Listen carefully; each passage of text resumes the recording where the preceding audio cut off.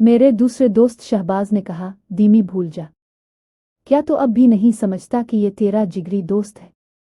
तूने एक लड़की के लिए अपने जिगरी दोस्त का मुंह फाड़ दिया। इस दौरान नबील मेरी तरफ बढ़ता रहा मुझ पर हाथ उठाने के लिए, लेकिन शहबाज और अतहर ने हम दोनों को एक दूसरे से दूर रखा। मैंने कहा, हाँ, और अगर इस लड़की के बारे में कोई भी कुछ बोलेगा तो मैं इसके साथ भी यही करूँगा। इतने में नबील ने अपना मुंह अपनी आस्तीन से साफ करते हुए कहा, अच्छा तो अब तो हमें एक लड़की के लिए मारेगा? साले, आज तक तूने कितनी लड़कियां फंसाई हैं? तो खुद हमें उनके बारे में बताता था, हमें उनकी बातें सुनाता था और हमारे साथ मिलकर उनका मजाक बनाता था। तब तो तुझे कभी इतना बुरा नहीं लगा। आज तूने इस लड़की के लिए मेरे साथ ऐसा क्यों किया? बता साले, क्या है इस लड़की में कि तूने इसके लिए अपनी पुरानी दोस्ती का भी लिहाज नहीं किया?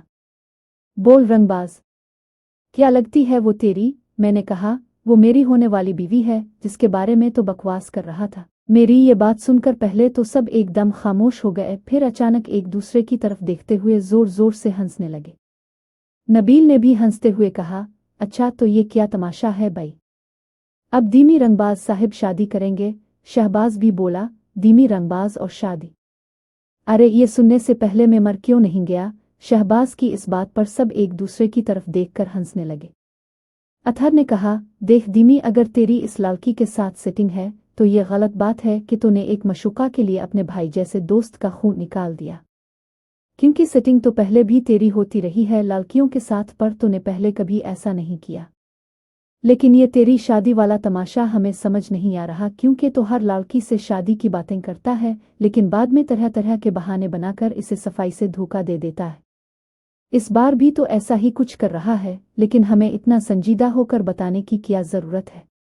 वो कौन सी तुझे देख रही है? अब चल नबील से सॉरी कर और बता हमें ये क्या ड्रामा हो रहा है।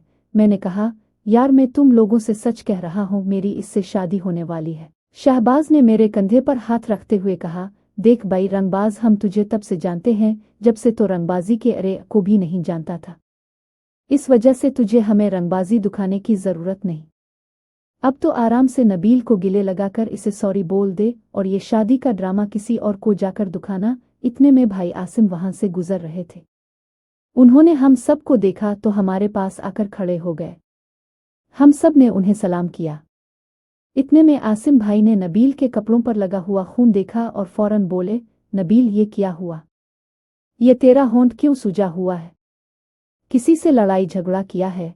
नबील ने पहले मेरी तरफ देखा, फिर आसिम भाई की तरफ देखते हुए बोला, नहीं आसिम भाई, हम क्रिकेट खेल रहे थे कि अचानक बाल मेरे मुंह पर लगी और मेरा होंठ फट गया। वो आसिम भाई ने कहा, अरे अल्लाह के बंदे, जाकर दवाई वगैरह लगा लो वरना और सूजन हो जाएगी। नबील ने कहा, जी आसिम भाई, हम बस जाने ही वाले हैं। मैंने फौरन आसिम भाई की तरफ देखते हुए कहा, आसिम भाई आप एक बात क्लियर कर देंगे मेरे दोस्तों के सामने? आसिम भाई ने हैरत से पूछा, कौन सी बात? मैंने शर्माते हुए कहा, वो जो मेरी शादी होने वाली है, जरा मेरे दोस्तों को भी बता दें, उन्हें यकीन नहीं हो रहा। आसिम भाई हंसते हुए बोले, अरे अभी इतनी जल्दी शादी कहाँ होनी है? अभी तो उम्मी उन लोगों से बात करेंगी तुम्हारे रिश्ते की, फिर वो लोग कुछ बताएंगे, इसके बाद कोई काम होगा। शहबाज बोला, आसिम भाई क्या वाकई उसकी कोई शादी की बात चल रही है? आसिम ने कहा, जी चल तो रही है, पर उसके बारे में यही तुम्हें अच्छे से बता सकता है। अतहर ने कहा, आसिम भाई तो क्या जिस लड़की से इसकी शादी होनी है वो आपके साथ वाले घर में रहती है? आसिम भाई मुस्कुराते हुए बोले, अरे मुझे तो लगा था इसने तुम्हें बता दिया होगा। हाँ, वो हमारे हमसायों की लड़की है। अब बाकी जो भी बात है ये दीमी साहिब ही आपको बताएंगे। ये कहते हुए आसिम भाई ने मुस्कुराते हुए मेरी तरफ देखा और कहा, क्यों जी दीमी रंगबाज साहिब, मैंने सही कहा ना? ये कहकर आसिम भाई हंसते हुए चले गए। इसके बाद सारे दोस्त मेरी तरफ हैरानी से देखते हुए बोले, अबे रंगबाज, इसका मतलब है कि वाकई तो शादी करने वाला है? मैंने कहा, हाँ। वो नबील खुशी से बोला, इसका मतलब वो हमारी होने वाली भाभी थी? मैंने कहा, हाँ। ये सुनते ही शहबाज ने नबील के सर पर हल्का सा थप्पड़ लगाते हुए कहा, साले भाभी पर लाइन मारता है, शर्म नहीं आती?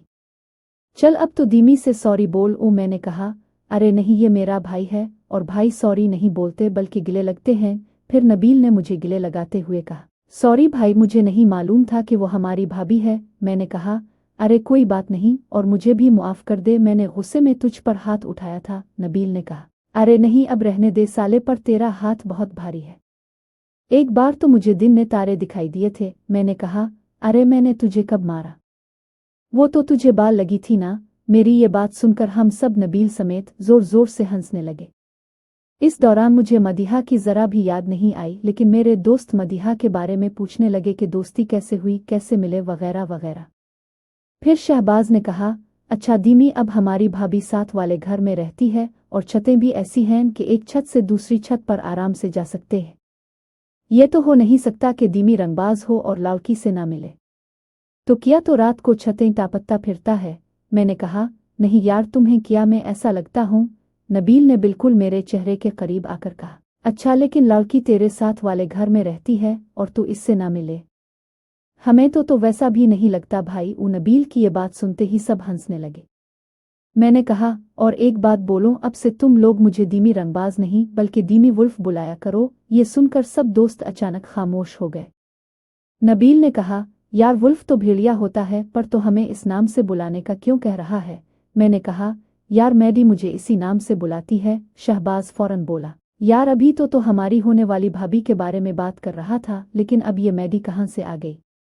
रंगबाजों के डैडी कौन है? कहाँ रहती है? क्या हमारी होने वाली भाभी को मैडी के बारे में पता है? मैंने कहा, यार मदीहा ही मैडी है। शहबाज ने कहा, अब ये मदीहा कौन है साले? कभी मैडी, कभी मदीहा, कभी भाभी, ये चल क्या रहा है? रंगबाज साहब, कितनी लड़कियां हैं? हमारी होने वाली भाभी का क्या नाम है?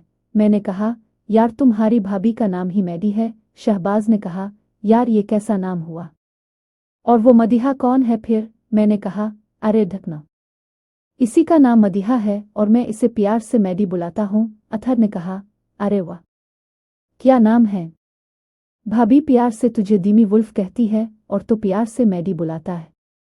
लगता है तूने भेड़िया बनकर भाभी पर हमला तो नहीं कर दिया चुपके चुपके? रातों को जाकर भाभी को काटता तो नहीं है जो इसने दीमी रंगबाज को दीमी वुल्फ बना दिया? मैंने कहा, यार छोड़ो ये बातें, बस अब से तुम मुझे दीमी वुल्फ ही बुलाओगे। दोस्तों ने कहा, ठीक है, वैसे भी ये नाम तुझे सूट करता है क्योंकि हकीकत में भी तेरी हरकतें भेड़ियों से मिलती जलती है।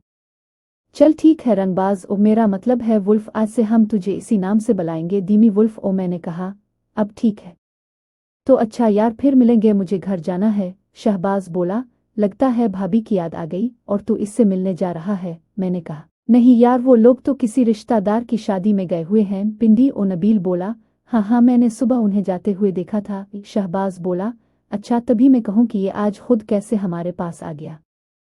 इसका मतलब है अगर भाभी होती तो ये हमसे ना मिलता जैसे ये आज कल करता था हमारे साथ। लेकिन तुमने जो किया, अब तुम उसकी सजा भी भुगतोगे और अब मैं हमारे बीच में किसी को नहीं आने दूंगी। मैंने जल्दी से आयतल कुर्सी पढ़ी और उस पर फूंक मारने लगा तो इसने अचानक मेरे मुंह पर एक जोरदार थप्पड़ लगाया जो मैं आज भी नहीं भूला। इसके बाद वो बोली, अगर अब तुमने मुझ पर फूंक मारने की कोशिश की तो तुम मेरा वो रूप देखोगे जो तुमने कुछ दिन पहले देखा था। इस दौरान जब मैंने इसके हाथ की तरफ देखा तो मुझे अचानक वहशत सी होने लगी क्योंकि इसका चेहरा तो मदीहा की तरह था, लेकिन इसके हाथ बहुत बड़े थे जिन पर खौफनाक किस्म के गंदे और लंबे नाखून थे। ये देखते ही मैंने कहा, मुझे जाने दो। इसने कहा, पहले तुम मुझसे प्यार करो, बिल्कुल वैसे ही जैसे पहले तुम कर चुके हो। अगर तुमने ऐसा नहीं किया तो मैं तुम्हारे अंदर समा जाऊंगी, फिर तुम अपनी मर्जी के मालिक नहीं रहोगे और किसी से प्यार करने के काबिल भी नहीं रहोगे। इसीलिए प्यार से कह रही हूँ, और जैसे रूप में तुम मुझे पसंद करते हो मैं वैसे रूप में ही तुम्हारे साथ रहूंगी। बस अब से तुम मेरे हो और सिर्फ मुझसे ही प्यार करोगे। मैंने डरते हुए कहा, नहीं, मैं सिर्फ मदीहा से ही प्यार करता हूँ, इस वजह से मैंने तुम्हें मदीहा समझकर ही तुमसे प्यार किया था। ये सुनते ही इसने गुस्से से कहा, मदीहा तुम्हें छोड़ देगी? इसके दिल में क्या है तुम ये कभी नहीं समझ सकते, लेकिन मैं तुम्हें कभी नहीं छोड़ूंगी और मदीहा की शक्ल में ही तुम्हारे साथ रहूंगी और उससे ज्यादा प्यार करूंगी। ये सुनते ही मैंने आयतल कुर्सी पढ़नी शुरू की, पर इसने फिर से मेरे हाथ को जकड़ लिया और बोली, लगता है तुम ऐसे बाज नहीं आओगे। ये कहते हुए इसने अपनी शक्ल बदलनी शुरू की जो बहुत ही ज्यादा भयानक हो रही थी। ये देखते ही मैंने कांपते हुए कहा, रुको, अच्छा ठीक है, पर मुझे अभी वॉशरूम जाना है, मुझे बहुत जोर से लगी है, मैं बस अभी आऊंगा, लेकिन तुम मैडी की शक्ल में ही रहना। ये सुनकर उसने मेरा हाथ छोड़ दिया और बोली, अगर तुम नहीं आओगे तो मैं खुद ही जाएगी तुम्हारे पास, और मुझे धोखा देने के बारे में सोचना भी मत, वरना तुम्हारे घर का कोई ऐसा कोना नहीं जहां मैं नहीं आ सकती, और वहां आकर मैं क्या कर सकती हूँ ये तुम अच्छे से जानते हो। मैंने कहा, ठीक है ठीक है। ये कहते हुए मैं आहिस्ता आहिस्ता अपनी सीढ़ियों की तरफ गया और मौका देखते ही जल्दी से नीचे की तरफ दौड़ लगा दी। इसने मुझे गुस्से से आवाज़ दी, रुको। मैं इसकी आवाज़ को अनसुनी करता हुआ नीचे भागा। इतने में वो भी मेरे पीछे तेजी से आई, लेकिन इसी वक्त वो सीढ़ियों से ही वापस चली गई। जब मैं नीचे पहुंचा तो देखा कि कासिम भाई आलम साहिब को लेकर आ गए थे। मैं दौड़कर आलम साहिब और भाई के पास चला गया और तेजी से हाँफते हुए कासिम भाई से कहा, भाई वो मेरे पीछे पड़ी है। इसने मुझे पकड़ लिया था। मेरी हालत देखते हुए आलम साहिब ने कहा, देखो बेटा, पहले तुम आराम से सांस लो और फिर मुझे तसल्ली से बताओ कि क्या हुआ है। मैंने एक लंबी सांस ली और फिर शर्मिंदा अंदाज में भाई और आलम साहिब को झिझकते हुए वो सब कुछ बताया जो मैंने इसके साथ किया और जो कुछ देर पहले इस मनहूस औरत ने मुझसे कहा। ये सुनते ही अचानक कासिम भाई ने गुस्से में आकर मेरे मुंह पर एक थप्पड़ लगाया। जैसे ही मुझे थप्पड़ लगा, छत से एक खौफनाक चीख की आवाज़ आई, जिसे सुनते ही भाई और आलम साहिब ने चौंक कर फौरन ऊपर की तरफ देखा, फिर एक दूसरे को देखने लगे। आलम साहिब ने भाई की तरफ देखते हुए हाँ में सर हिलाया। भाई गुस्से से मेरी तरफ देखते हुए बोले, मेरे इतना समझाने के बाद भी तुमने वही काम किया, शर्म नहीं आई तुम्हें वो सब करते हुए। मैंने अपना हाथ अपने गाल पर रखे हुए कहा, भाई आखिरी बार मुझे मुआफ़ कर दो। वो मदीहा की शक्ल में आई थी, इस वजह से मैं अपने आप को रोक नहीं सका और अपने होश खो बैठा था। भाई ने गुस्से में एक बार फिर मुझे थप्पड़ मारना चाहा, लेकिन आलम साहिब ने कासिम भाई का हाथ पकड़ लिया और उनसे कहा, बेटा रुक जाओ, तुम ये क्या कर रहे हो? अगर तुम इस पर हाथ उठाओगे तो वो तुम्हारी भी दुश्मन बन जाएगी। वो शैतानी चीज़ तुम्हारे भाई पर आशिक हो गई है और उसने तुम्हारे भाई को पसंद कर लिया है, क्योंकि तुम्हारे भाई ने इसके साथ हमबिस्तरी कर ली है।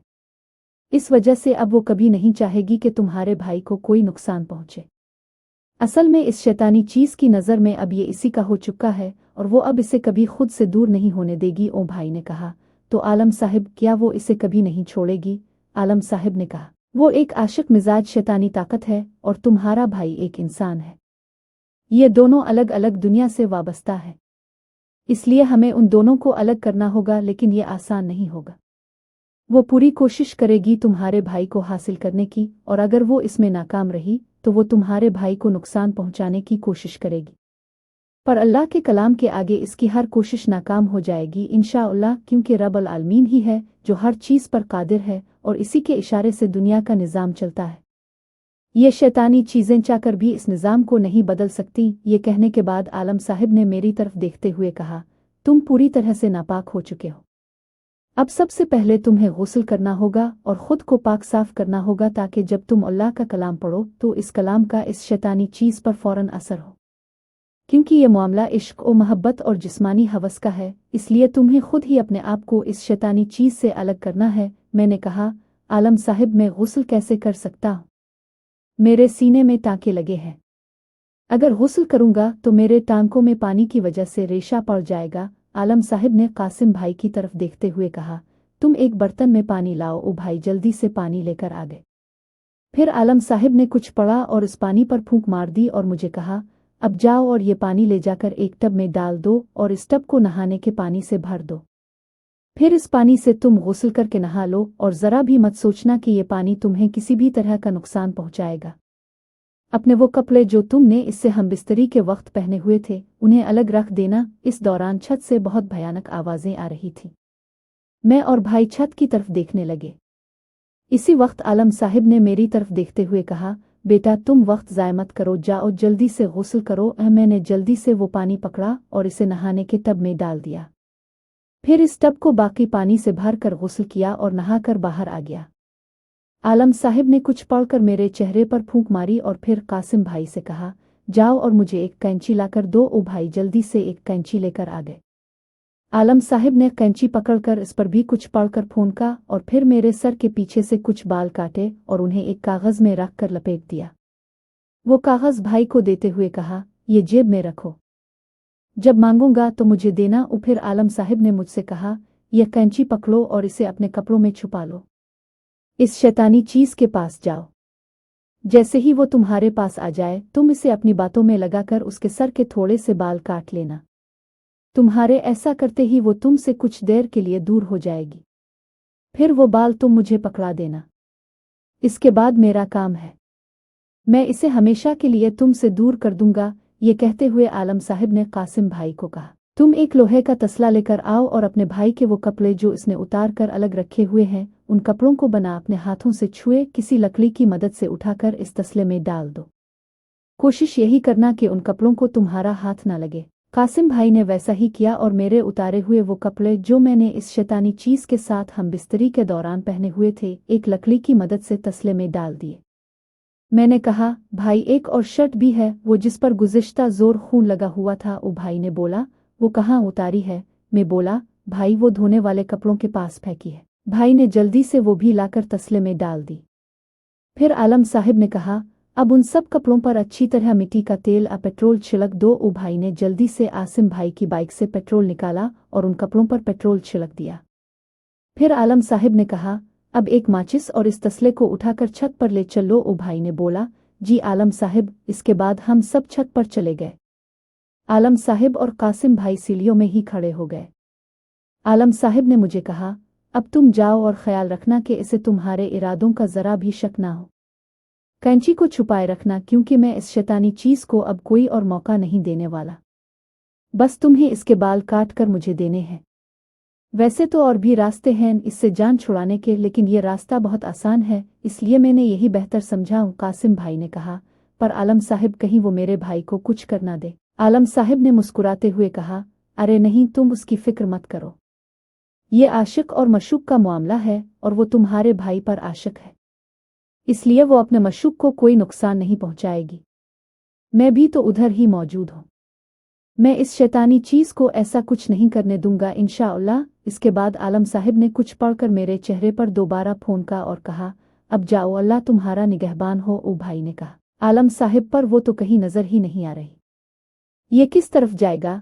आलम साहब ने मुस्कुराते हुए कासिम भाई की तरफ देखा और बोले, बेटा इसे कहीं जाने की जरूरत ही नहीं। जब से इन दोनों का मिलन हुआ है तब से वो इसके आसपास ही रहती है, क्योंकि वो अब इससे दूर जा ही नहीं सकती। वो यही है और इस बात का तुम्हें अभी पता चल जाएगा। आलम साहब ने मेरी तरफ देखते हुए कहा, भाई तुम क्यों खड़े हो? जाओ उसके पास और जो कहा है वो करो। ये सुनते ही मैंने डरते हुए कहा, आलम साहब मुझे बहुत डर लग रहा है। आलम साहब ने कहा, कोई बात नहीं, तुम्हें कुछ नहीं होगा, मैं तुम्हारे पास ही हूँ। आलम साहब की ये बात सुनकर मैं आहिस्ता आहिस्ता इस तरफ गया जहाँ हम दोनों कुछ देर पहले मिले थे। अभी मैं वहां पहुंचने वाला ही था कि अचानक मुझे किसी के गरानी की आवाज आई। मैं डर से कांपने लगा। इसी वक्त मेरे रूंगटे खड़े हो गए। जैसे ही मैंने इस तरफ देखा तो कोई नहीं था, पर गरानी की आवाज बिल्कुल मेरे पास से आ रही थी। मैं डर से बुरी तरह कांप रहा था क्योंकि इसके गरानी की आवाज बहुत ही भयानक थी। फिर मैंने वापस अपनी सीढ़ियों की तरफ देखा तो आलम साहब ने मुझे दौर से ही उंगली के इशारे से कहा कि मैं उनकी तरफ ना देखूं। मैंने वापस अपना मुंह मदीहा की छत की तरफ कर लिया। इतने में मेरे आसपास से कदमों की आवाज सुनाई देने लगी। मैंने डरे हुए अंदाज में कहा, देखो मैं आ गया हूं तुमसे मिलने के लिए। कहाँ हो तुम? मेरे सामने आओ, मैं तुम्हें अपने गिले से लगाना चाहता हूं। आ जाओ, मैं यहाँ हूँ। अभी मैं ये बात कर ही रहा था कि अचानक मेरे पीछे से दो खौफनाक हाथ मेरे बगलों के नीचे से होते हुए मेरे सीने पर आ गए और एक मुंह मेरे दाएं कंधे पर आ गया। इसके लंबे लंबे सांसों की आवाज मेरे दाएं कान में आने लगी। मेरे पूरे जिस्म के रूंगटे खड़े हो चुके थे और अचानक मुझे बहुत ज्यादा डांसेस लगने लगी। इसने मुझे पीछे से अपनी बाहों में ले रखा था। मैंने अपनी कांपती हुई गर्दन इसकी तरफ घुमाकर इसे देखा तो ये बहुत डरावनी शक्ल में आई हुई थी। मैंने फौरन अपना मुंह इसकी तरफ से हटा लिया क्योंकि इसकी शक्ल देखी ही नहीं जा रही थी। मैंने मुंह दूसरी तरफ रखते हुए ही इससे कहा, देखो तुम मदीहा की शक्ल में आ जाओ, मुझे तुमसे बहुत डर लग रहा है। इसने अजीब सी आवाज में कहा, अच्छा इतना प्यार करते हो तुम इस लड़की से? मैंने कहा,